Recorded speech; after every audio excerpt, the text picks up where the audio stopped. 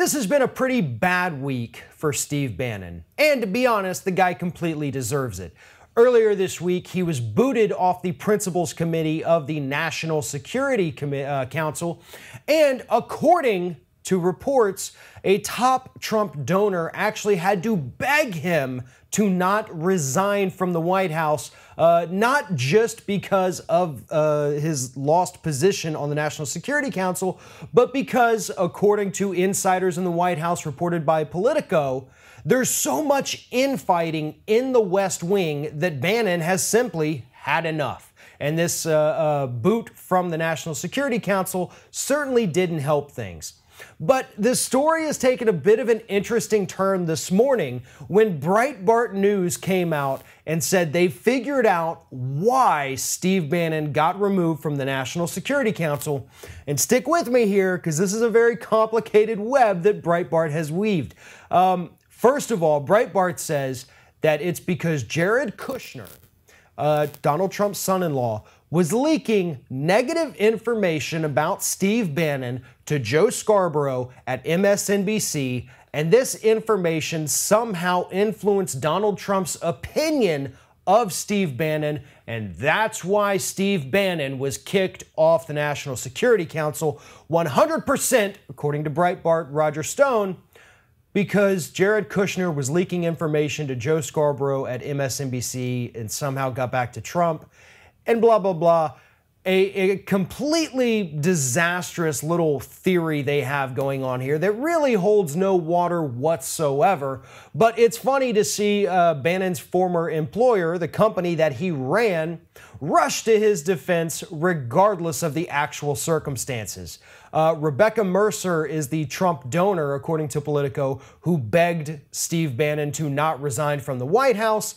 Bannon's office actually says that no, he's never considered resigning. This move from the National Security Council is just the natural evolution of what happens to people in the government when they work for the president. If you're having trouble keeping up with all of the craziness surrounding Steve Bannon, don't worry. Most of us are. But here's the thing you need to know. Steve Bannon has not lost any power whatsoever. He is the guy who helped Donald Trump create this faux populist message that hoodwinked millions of American voters. Steve Bannon's not going anywhere. Breitbart is the closest ally that the Trump administration has in the media, even more so than Fox News, so they need Steve Bannon. If they lose him, they lose Breitbart, they lose their biggest mouthpiece. So no, President Bannon is not going anywhere. Although what's interesting is that before these stories erupted, it had been quite some time since we heard anything about Steve Bannon. In fact, right around the time when everyone on Twitter was calling him President Bannon, that's about the time that all the Steve Bannon stories started to disappear from the media. And I don't think that's a coincidence. Donald Trump is a little angry with Steve Bannon. He's angry at the public for calling him President Bannon.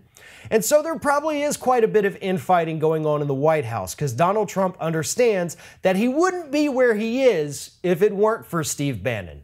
So don't worry, Bannon's not going anywhere. Trump's not going anywhere for the time being.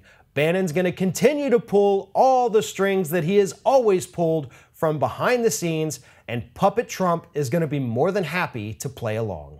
If you like this video, make sure you like, comment, share, and most importantly, subscribe to our YouTube channel if you haven't already.